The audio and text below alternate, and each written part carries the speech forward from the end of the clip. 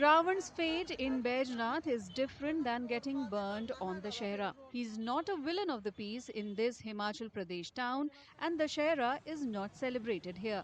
The Lanka king is remembered in Baijnath for his penance and devotion, and locals believe he meditated here to please the Lord Almighty. As per a local lore, previous attempts to burn Ravan effigies in Baijnath on Dashera led to the deaths of people who were involved. तो रावण की ये तपोस्थली भूमि रही है, क्योंकि जो तपस्वी है उसका ऐसा तो कर ही नहीं सकते, दहन कर ही नहीं सकते। तो आज से 100 साल की हिस्ट्री बताती है कि 3 आदमियों ने संकल्प किया था। एक ने किया एक बार तो उसकी मृत्यु हो गई, उन्हें कुछ नहीं होता, ऐसे लोगों ने किंवदंती कथा बना रखी है। दूसरी बार दूसरे ने किया उसकी मृत्यु हो गई, तीसरी बार तीसरे ने किया उसकी मृत्यु हो गई। ऐसे 3 बार 3 लोगों ने संकल्प किया, तीनों की मृत्यु हो गई। उसके बाद किसी ने उसको जोखिम नहीं उठाया।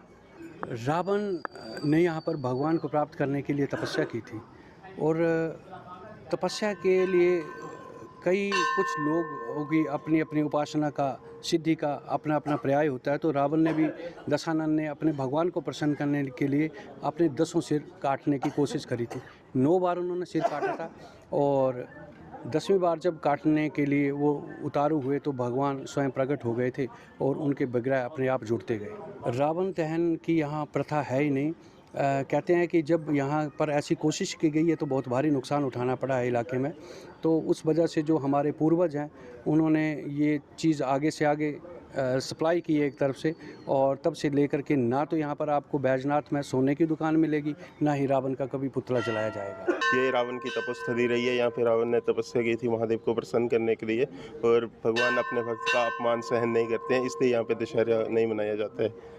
यहाँ पे इसीलिए सोने की भी दुकान नहीं है, आप यहाँ पे किसी भी सुनियार को नहीं पाएंगे। यहाँ से 1 किलोमीटर दूर पपरोला है, वहाँ पे सुनियारों की बहुत सी दुकानें हैं, बट बैजनाथ में एक भी दुकान नहीं है सुनियार की।